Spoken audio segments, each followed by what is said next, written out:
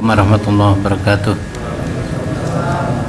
Innal hamdalillah nahmaduhu wa nasta'inuhu wa nastaghfiruh wa na'udzu billahi min syururi anfusina wa sayyiati a'malina may yahdihillahu fala mudhillalah wa may yudlil fala hadiyalah. Asyhadu an la ilaha illallah wa asyhadu anna Muhammadar Rasulullah. Amma ba'd. Insyaallah malam hari ini kita melanjutkan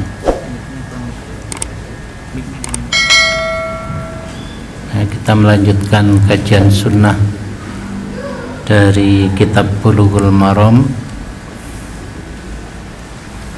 Hari ini kita memulai dari hadis 1480. Ini saya pakai aplikasi Android. Nomornya biasanya agak beda dengan nomor di kitab. Jadi hadis 1480 dari Ibni Mas'ud, dia berkata, Rasulullah sallallahu alaihi wasallam bersabda, "Man dalla ala khairin falahu mithlu ajri fa'ilih." Siapa yang menunjukkan pada kebaikan, maka untuknya pahala yang sama dengan pelakunya. Diriwayatkan oleh Imam Muslim.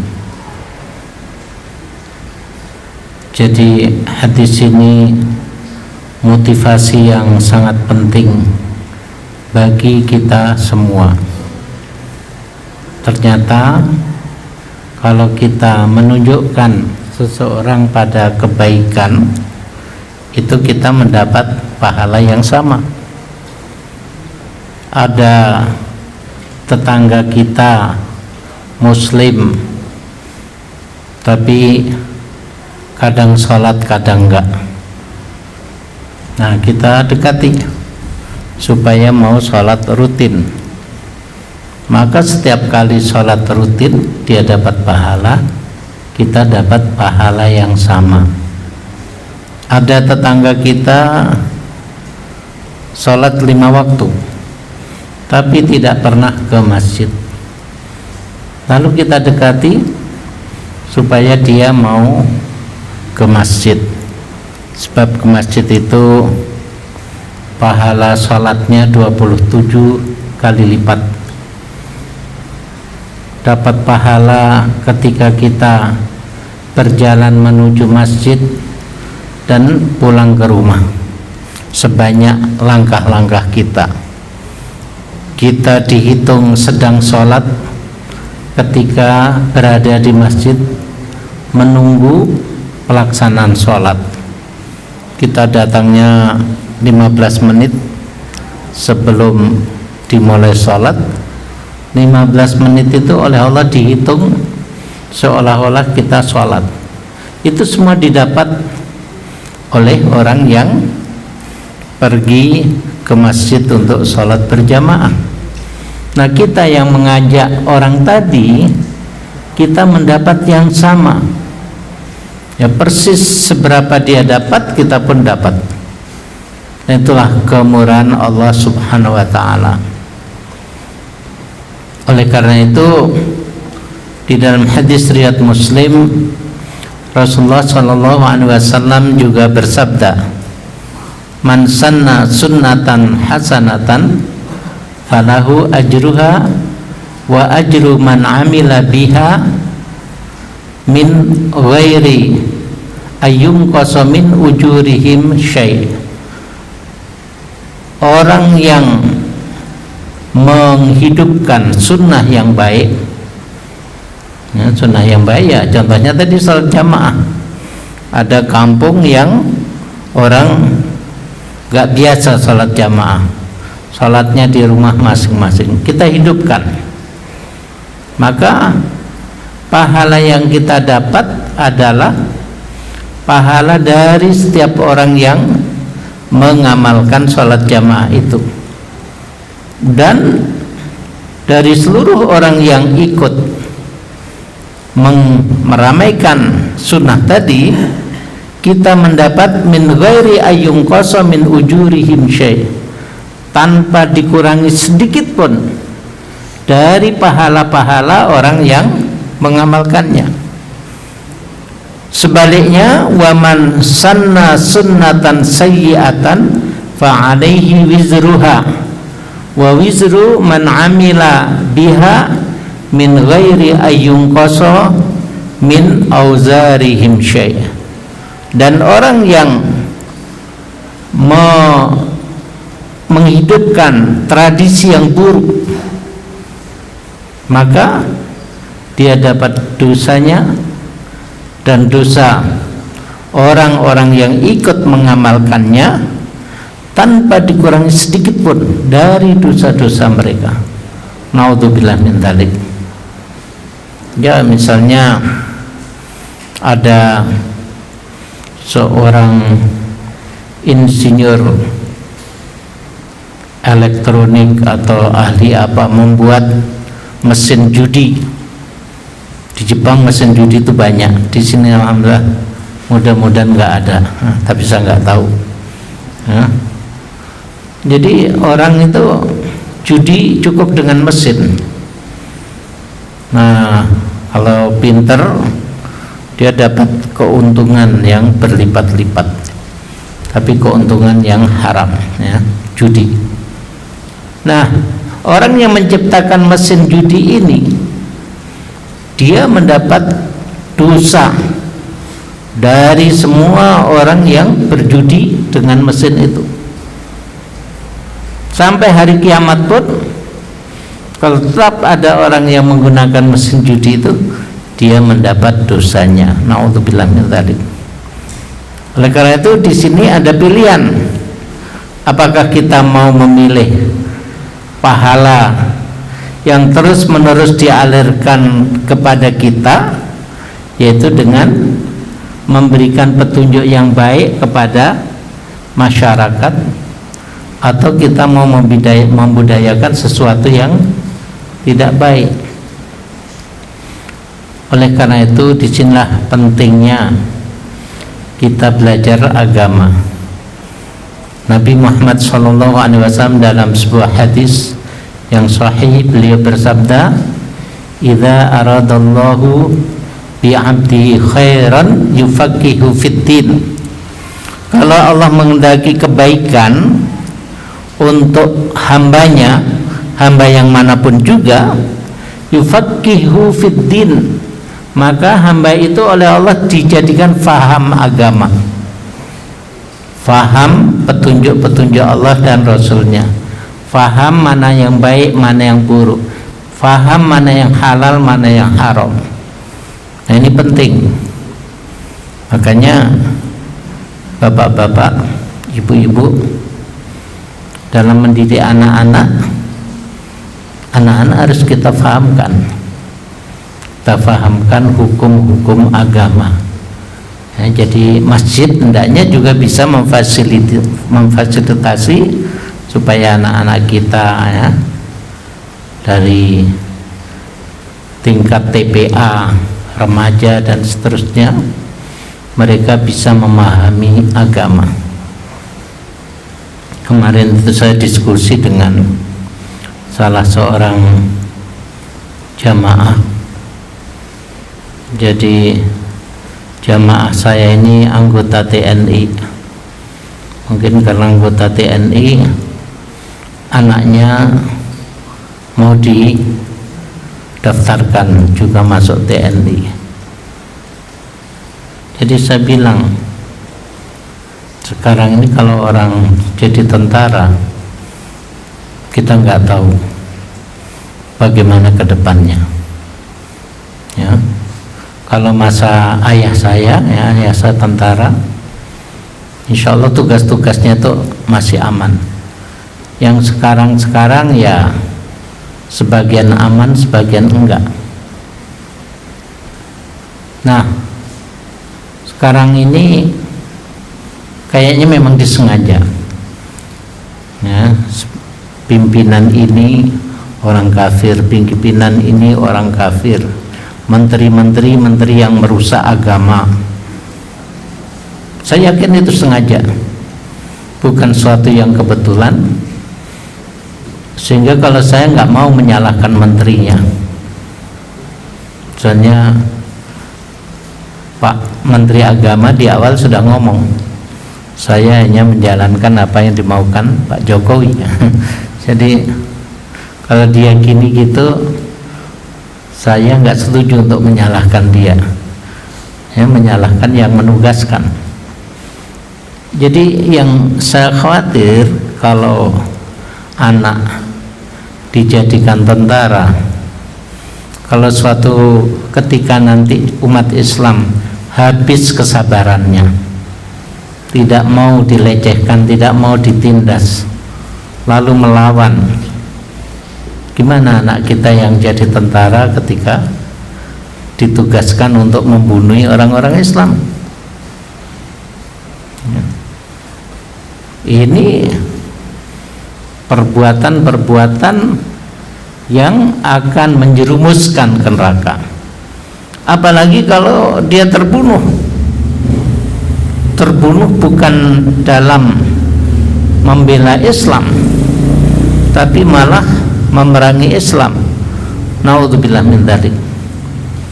Jadi kepada jamaah, beliau itu ya alhamdulillah orangnya baik. Saya katakan, kenapa anaknya nggak dididik agama saja? Saya yakin putranya juga punya darah militer, ya, di tubuhnya.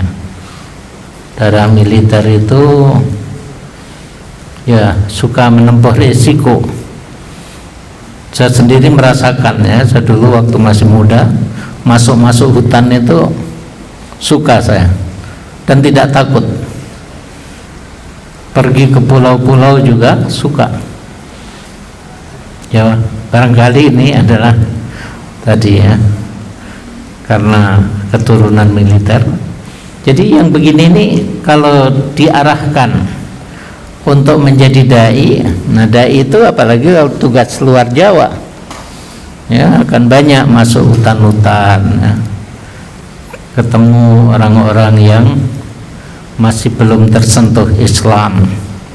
Nah ini anak-anak muda senang kalau mendapat tugas-tugas semacam itu. Di samping tadi pahalanya luar biasa, pahala bagi dia yang berdakwah, pahala bagi kedua orang tua yang mendidik dirinya sehingga bisa menjadi dai, faham agama, menjadi ustadz, menyadarkan orang, apalagi mengislamkan. Ya, jadi seperti itu. Nah kita pun di dalam melakukan pendidikan, segala sesuatu itu harus kita pertimbangkan. Jangan asal ikut arus. Kalau arusnya teman-teman anaknya banyak yang dididik ekonomi, nantinya di perbankan, nah kita ikut. Kalau zaman dahulu itu ada istilah cari pekerjaan yang lahan basah, ya. Nggak tahu sekarang masih ada nggak istilah lahan basah, ya. Jadi ini orang yang beriman harus berhati-hati, karena kita itu akan ditanya harta yang ada di kita itu dari mana, kemudian untuk apa, ya. Itu semua kan ditanya oleh Allah. Kita dalam pertanyaan pertama dari mana kita lulus, tapi penggunaannya nggak benar, bisa masuk neraka. Apalagi kalau pertanyaan pertama sudah nggak bisa jawab dengan benar, artinya harta yang kita miliki harta haram, kita gunakan juga untuk kemurkaan Allah. Celaka ini. Ya, jadi hadis 1480 ini motivasi bagi kita semua. Makanya di surat Al-Asr Allah Subhanahu wa taala sudah menjelaskan bahwa orang yang selamat itu punya 4 sifat, yaitu alladzina amanu wa amilus sholihat wa tawassaw bil haq wa tawassaw bis sabr. Beriman, beramal soleh, nasihat menasihati. Nah, ini dakwah. Nasihat menasihati pada al-haq, kebenaran, dan juga nasihat menasihati pada kesabaran. Karena apapun namanya, apakah itu keimanan, apakah itu amal soleh, apakah berdakwah, kalau kita tidak punya kesabaran, nggak akan kita berjalan. Ya, kita akan berhenti di tengah jalan dan nggak mau melanjutkan. Sehingga penutup wa tawassaw bis sabr itu memang sangat penting. Tapi secara umum surat Al-Asr ini menggalakkan kita untuk kita itu aktif. Wa tawassaw, ya, tawasi. Tawasi itu artinya saling menasihati, saling mewasiati. Orang mewasiati kita, kita juga mewasiati orang, saling ingat mengingatkan. Nah, ini adalah merupakan kunci untuk keselamatan di dunia ataupun di akhirat. Ya, di dunia orang yang selamat itu orang yang mau dinasihati.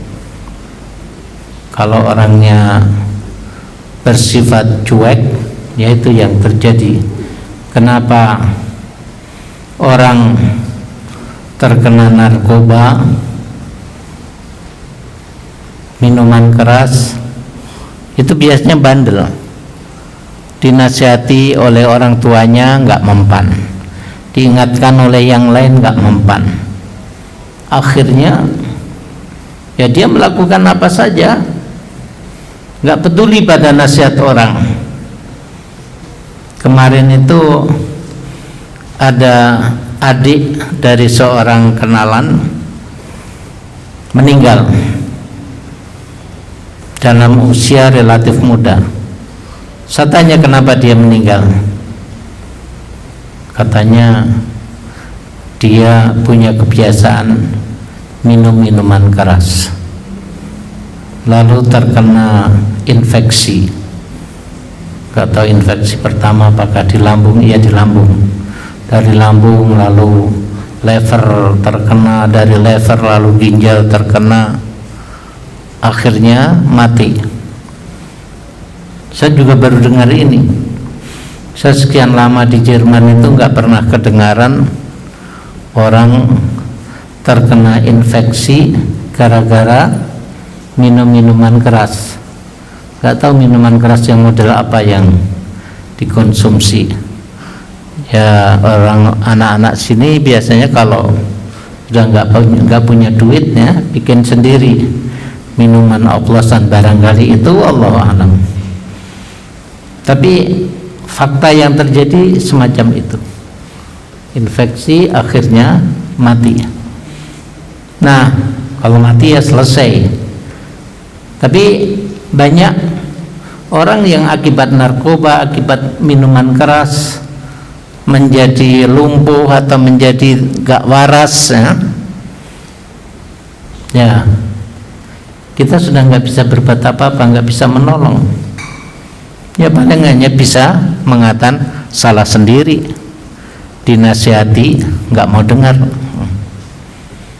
Jadi nasihat menasihati ini memang suatu yang sangat penting dalam kehidupan, di mana kita umat Islam ini memang oleh Allah dididik untuk berjuang masuk surga. Masuk surganya bukan sendirian, tapi kita rame-rame, ya. Jadi kita ini tidak dididik oleh Allah untuk bekerja keras supaya saya sendiri masuk surga, yang lain nggak usah masuk surga. Islam nggak mengenal cara ini. Islam mengenal wa ta'awanu 'alal birri wat taqwa. Hendaklah kamu tolong menolong untuk kebaikan dan ketakwaan. Nah, termasuk pengajian ini ada cara kita tolong menolong supaya kita semua rame-rame masuk surga. Itu tujuan kita, supaya kita semua hidup kita di dunia dan di akhirat benar.